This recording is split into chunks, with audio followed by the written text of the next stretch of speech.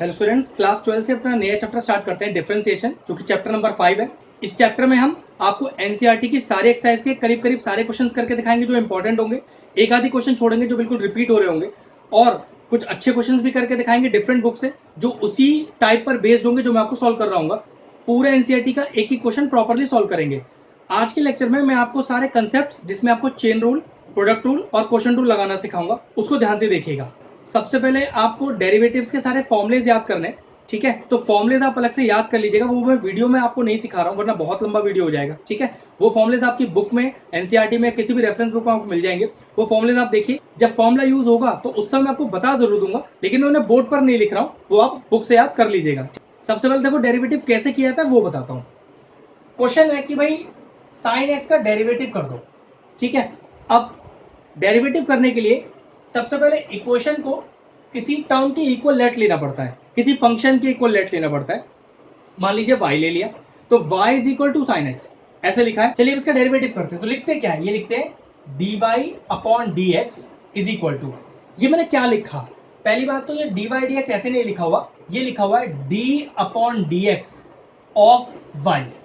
इसको पढ़ते कैसे कि derivative of y with respect to x। फिर समझ लीजिए हम किसका डेरिवेटिव कर रहे हैं, y का, तो dy। फिर अगले स्टेप पे हम क्या करेंगे, इसको जोड़ के लिख देंगे, लेकिन किसके रेस्पेक्ट में। याद रखिएगा, जो एंगल यहां लिखा होगा वही नीचे आएगा हमेशा, हमेशा ध्यान रखना। क्वेश्चन में क्या चीज है कांस्टेंट, उसका ध्यान रखना कि इन दोनों लेटर को छोड़ के क्वेश्चन में हर चीज कांस्टेंट है। और ध्यान रखना, कांस्टेंट का डेरिवेटिव अगर अकेला लिखा हुआ है तो जीरो होता है, वो मैं बताऊंगा कैसे, ठीक है? तो इसका ध्यान रखें। एक क्वेश्चन और लिखते हैं, जैसे टी क्यूब प्लस 2t, मुझे इसका डेरिवेटिव करना है। तो सबसे पहले मैं इसे लेट लूंगा किसके, y के। क्यों? अगर क्वेश्चन अराइज हो कि आप x के इक्वल लेट ले लो, तो हाँ x के इक्वल भी ले सकते हैं, किसी वेरिएबल के इक्वल ले सकते हैं। लेकिन होगा क्या, बुक्स के अंदर हर बार आपको y लेट लिया गया होगा, इसलिए मैं y लेट करके दिखा रहा हूँ, वरना लेने के लिए तो आप कुछ भी ले सकते हैं। और एक ऐसा टाइप भी है जिसमें लेट डिफरेंट आएगा ही आएगा, वो कौन से, हमारे पैरामीट्रिक फंक्शंस, जिसमें जो लेट होता है वो अलग अलग वेरिएबल्स ही होते हैं, तब मैं आपको करना सिखाऊंगा, ठीक है? तो y is equal to let लिया, तो डेरिवेटिव क्या होगा, differentiation of y with respect to, किसके रिस्पेक्ट में करना है इस बार, t के रिस्पेक्ट में। तो जरूरी नहीं है कि हमेशा x से आएगा, फंक्शन का जो एंगल होगा, यहाँ पर कोई ट्रिग्नोमेट्रिक रेशियो तो है नहीं, तो एंगल तो बोल नहीं सकता, तो यहाँ पर क्या वेरिएबल है, t है, तो t आ गया यहाँ पर। अब इसका डेरिवेटिव कर दोगे, वो मैं करना सिखाऊंगा। अब आगे देखते हैं। मान लीजिए क्वेश्चन लिखा है मैंने log t, तो सबसे पहले क्या करेंगे, y लेट लेंगे, और कैसे लिखेंगे, derivative of y, differentiation of y, जैसे चाहो वैसे पढ़ लो, विद रिस्पेक्ट टू, किसके रिस्पेक्ट में, t के रिस्पेक्ट में। तो इसको लिखते क्या है, dy अपॉन dt, और फिर डेरिवेटिव का फॉर्मूला लगा दूंगा, ठीक है? ये हुआ डेरिवेटिव को लिखते कैसे हैं। अब फॉर्मूला यूज कैसे करते हैं वो बताता हूं। तो चला इन तीनों क्वेश्चनों को ही मैं सॉल्व कर देता हूं। तो देखो y मैंने sin x लिया हुआ था, तो differentiation of y with respect to किसके, x के, तो क्या लिखते हैं, dy बाई dx। अब sin x का डेरिवेटिव डायरेक्ट फॉर्मूला है क्या, cos x। ये लीजिए, खत्म हो गया डेरिवेटिव sin x का। चलो इस क्वेश्चन पे आ जाओ। तो y is equal to T cube plus 2t लिखा हुआ है, तो मैंने लिखा derivative of y with respect to क्या, t। तो ये t क्यूब, तो x की पावर n का डेरिवेटिव क्या होता है, तो देखो डेरिवेटिव होता है x की पावर n का, ये फॉर्मूले है जो आपको मैंने शुरू में बोला था याद करने पड़ेंगे, n x की पावर n माइनस 1। बस अंतर इतना है कि यहाँ जो x है वो यहाँ t लिखा हुआ है बस। तो n x की पावर n माइनस 1 मतलब 3 इंटू टी की पावर 3 माइनस 1 प्लस 2 और t। हमेशा ध्यान रखना, अगर कोई कांस्टेंट टर्म ऐसे टर्म के साथ लिखी है जो यहां पर लिखी है, मतलब देखो y और t, तो t लिखा है ना यहाँ पर, तो t के साथ जो भी टर्म लिखी है वो सब आपके लिए कांस्टेंट है, जिसका कुछ नहीं करना, सिर्फ बाहर निकालना है उसको। ये लीजिए कांस्टेंट हो गया बाहर, कभी उसका कुछ नहीं करते, लेकिन वो कांस्टेंट जिस टर्म के साथ आता है उसका डेरिवेटिव करते हैं। अब एक तरह से x का डेरिवेटिव, तो फॉर्मूला तो यही है, x की पावर n मतलब x की पावर 1। तो चलो लगा के देखते हैं, n x की पावर n माइनस 1, तो 1 इंटू एक्स की power 0, anything is power 0 is 1, तो 1 इंटू 1 इज 1, तो t का डेरिवेटिव क्या आ गया, 1 आ गया। तो फाइनल आंसर कितना आया, 3t स्क्वायर प्लस का 2। तो इसका डेरिवेटिव का आंसर ये आ गया। चलिए यहाँ चलते हैं, y equal to log t, तो y का डेरिवेटिव भाई dy बाई dt, t भाई क्योंकि इसकी वजह से, क्योंकि इस t की वजह से नीचे t आ गया, इज इक्वल टू, अब log t तो log x का डायरेक्ट डेरिवेटिव होता है 1/x, तो log t का डायरेक्ट डेरिवेटिव क्या होगा 1/t। ये फॉर्मुलेज हैं जो आपको सीधा याद करने पड़ेंगे। तो ये तो सिंपल सा कंसेप्ट था। अब चेन रूल लगाना, प्रोडक्ट रूल कैसे सॉल्व करते हैं और क्वेश्चन रूल कैसे सॉल्व करते हैं, तीनों बताता हूं। तो चलिए पहला क्वेश्चन लिखा मैंने, y is equal to sine square 3x। अब इसमें चेन रूल कैसे लगेगा, देखो प्रोडक्ट रूल में दो नंबर्स का प्रोडक्ट होना जरूरी है, क्वेश्चन रूल में दो नंबर डिवीजन में होने जरूरी है। तो ना तो यहाँ कुछ इंटू में और ना ही कुछ डिवाइड में है, सिर्फ एक सिंगल टर्म है साइन स्क्वायर 3x। ठीक है, अब जरा सबसे पहले मैं इसे कैसे लिखूंगा, साइन 3x का होल स्क्वायर। अगर आपने इसे ऐसे नहीं लिखा तो आपका क्वेश्चन गलत हो जाएगा, ध्यान रखना। अब एक नियम ध्यान रखो, जब भी आप डेरिवेटिव करो तो सबसे पहले किसका डेरिवेटिव किया जाना चाहिए, पावर का, फिर उसके बाद रेशियो का, और उसके बाद उसके एंगल का। तो देखना यहां पर पावर क्या है, पावर है आपकी 2, तो सबसे पहले आपको 2 डेरिवेटिव करना है। लेकिन फिर बेस क्या माना जाएगा, तो देखो जरा ध्यान से, इसका भी कंसेप्ट है। हमारे पास ऐसी पावर के 3 फॉर्मुलेज हैं, क्या भाई, या तो ये x की पावर n हो सकता है, क्योंकि पावर तो n है यहां पर, पावर में यहां पर भी कुछ है, या तो ये a की पावर x हो सकता है, और या फिर ये e की पावर x हो सकता है। 3 ही ऐसे फॉर्मूले हैं जिसमें पावर लगी हुई है हमारे पास, वरना ऐसा कोई फॉर्मूला ही नहीं है। क्योंकि मैंने कहा था पावर सबसे पहले सॉल्व होगी, तो सॉल्व तो ये 2 होगा, तो फिर बेस को क्या लेट लिया जाएगा, बेस x होगा, a होगा या e होगा, इसको ध्यान से समझ लो। अगर मुझे यहां पर e की पावर x लगाना है तो बेस में e का लिखा होना जरूरी था, बेस में e तो है नहीं, तो ये तो कंफर्म हो गया कि ये फॉर्मूला पावर वाला तो नहीं लगेगा। अब पावर के दो फॉर्मुलेज और हैं, एक है x की पावर n, एक है a की पावर x। अगर ये a की पावर x है, मान लीजिए कि मुझे ये फॉर्मूला यहां अप्लाई करना है अगर, तो बेस में ध्यान रखना, बेस में एक न्यूमरल का लिखा होना जरूरी है, बेस में कोई न्यूमरल टर्म नहीं है, तो सॉरी ये भी आपका नहीं हो सकता। फाइनल ये x की पावर n क्यों है वो समझ लीजिए, है तो ये x की पावर n, अगर इसमें मुझे x की पावर n लगाना है तो नीचे कुछ भी लिखा हो उससे फर्क नहीं पड़ता, पावर में एक न्यूमरल टर्म ही होना चाहिए। तो देखो पावर में न्यूमरल टर्म है, ये कुछ भी हो ये आपके लिए x की तरह ट्रीट होगा। अब देखो कैसे करेंगे, तो कैसे लिखेंगे, डेरिवेटिव ऑफ y, वही तरीका विद रेस्पेक्ट टू किसका, x, हमेशा ध्यान रखना। अब सबसे पहले क्या सॉल्व होगी, पावर, तो फॉर्मूला क्या लगेगा, x की पावर n, तो क्या फॉर्मूला होता है इसका, n, x की पावर n-1, तो ध्यान रखना n, इस x में जो लिखा है एज इट इज कॉपी कर दो, आपको देखने तक की जरूरत नहीं है, x की पावर n-1 हो गया इतना।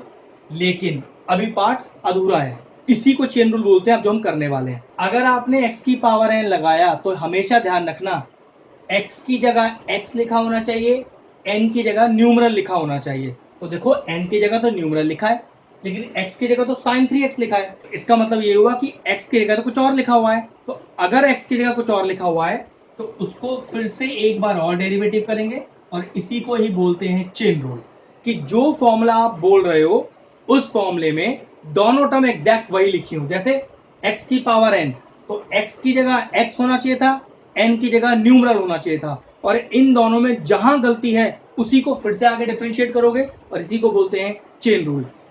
लेकिन ये डेरिवेटिव आप इसी लाइन में नहीं करोगे, अगले स्टेप पर एक लाइन में एक ही बार डेरिवेटिव किया जाता है, जो हमने इसका कर दिया था। अब अगले स्टेप पे इसको तो सिर्फ कॉपी करना है, 2 साइन 3x की पावर 1 लिखने का जरूरत नहीं है। चलिए अब साइन x पावर का हो गया डेरिवेटिव, अब किसका नंबर है, रेशियो, रेशियो क्या है, साइन x, तो साइन x का डेरिवेटिव क्या होता है, cos x, फॉर्मूला है आपको याद करना है, तो cos x।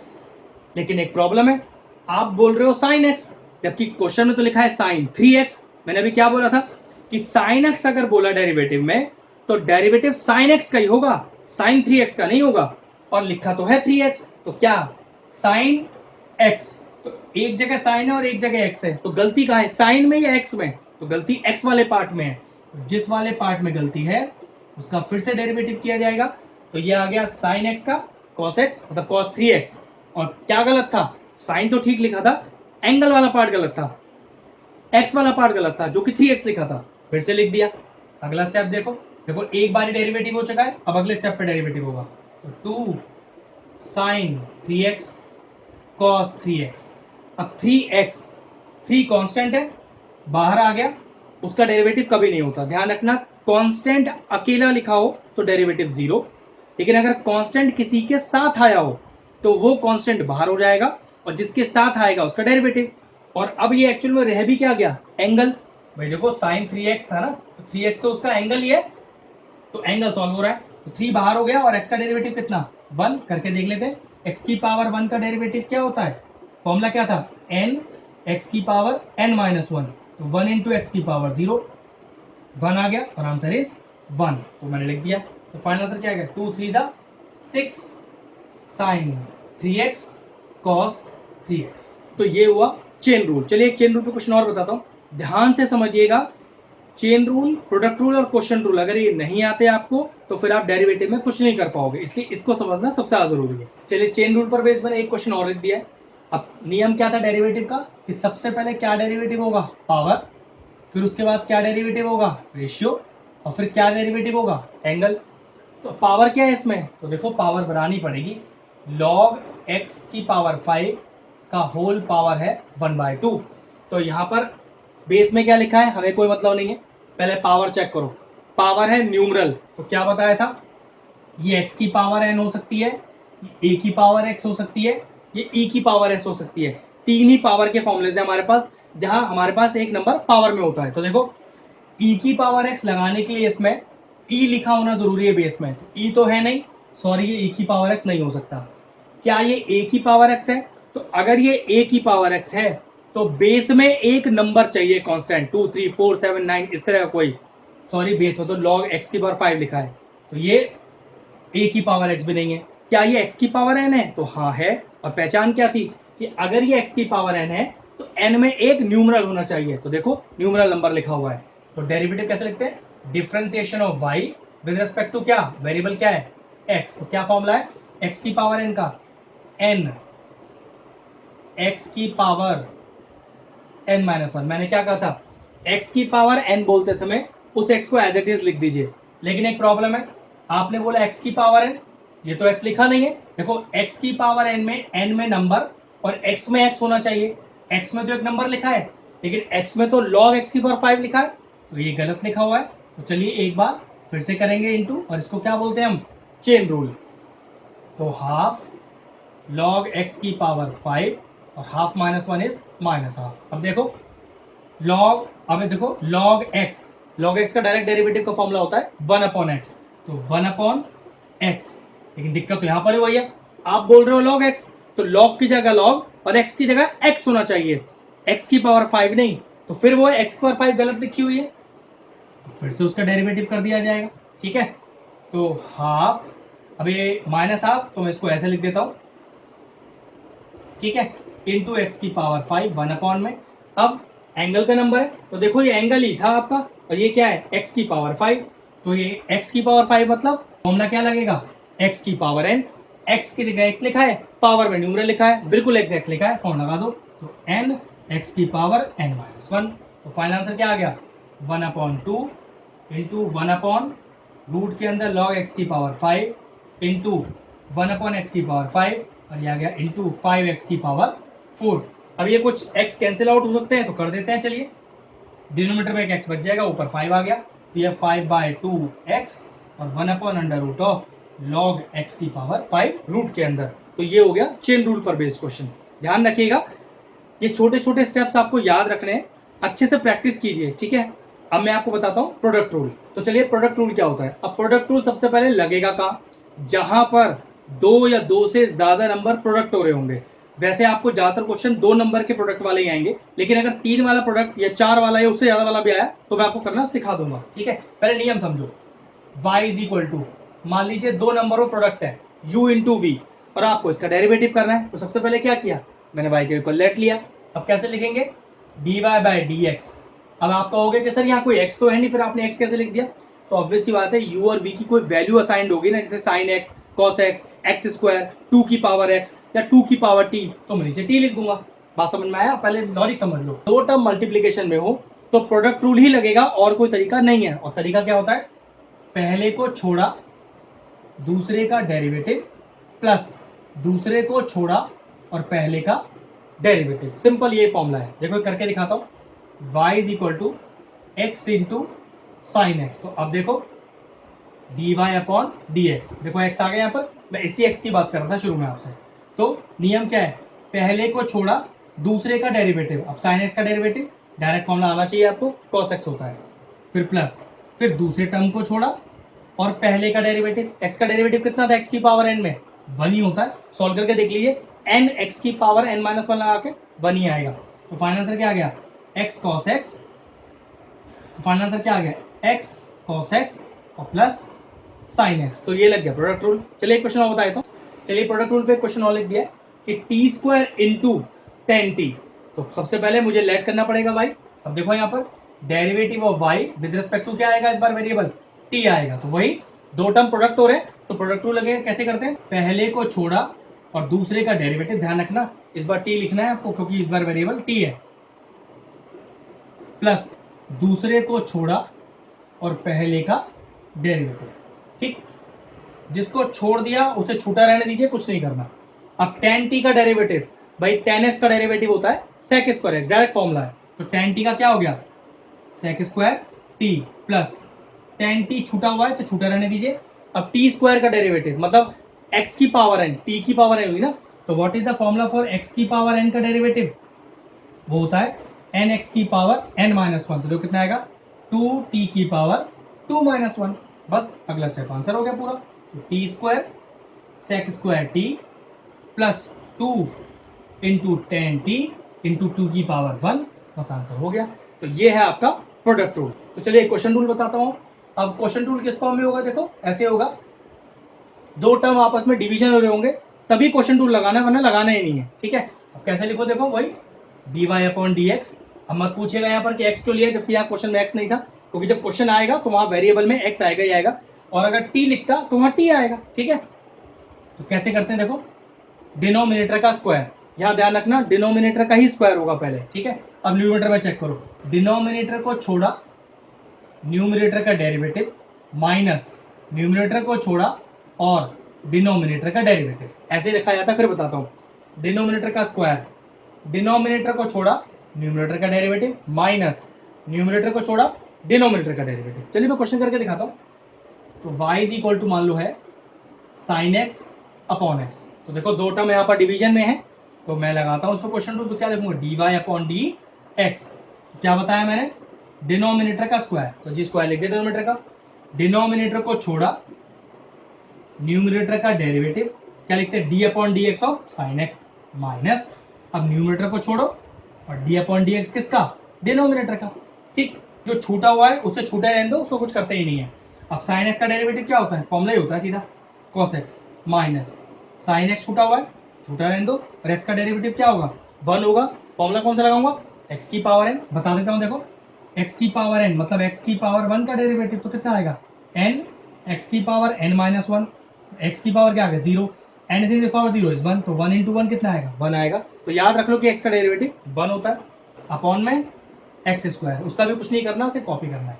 बस फाइनल आंसर आ गया। एक बार सही से और लिख देता हूँ, एक्स कॉस एक्स माइनस का साइन एक्स होल अपॉन का एक्स स्क्वायर। मतलब क्वेश्चन रूल लगाने के लिए दो टर्म्स का डिवीजन में होना जरूरी है, प्रोडक्ट रूल लगाने के लिए दो टर्म्स का मल्टीप्लीकेशन होना जरूरी है, और एक चेन रूल जिसमें आपका जो टर्म है लिखा तो सिंगल होगा लेकिन वो कभी भी फॉर्मूले को मैच नहीं करेगा। तो फॉर्मूले को मैच नहीं करेगा तो जो टर्म मैच नहीं करेगा उसी को आप आगे डेरिवेटिव फिर से करोगे, और इसी को बोलते हैं चेन रूल। तो यहां मैंने आपको कंसेप्ट सिखा दिया पूरा, अच्छे से इस कंसेप्ट को देख लीजिए, सीख लीजिए परफेक्ट।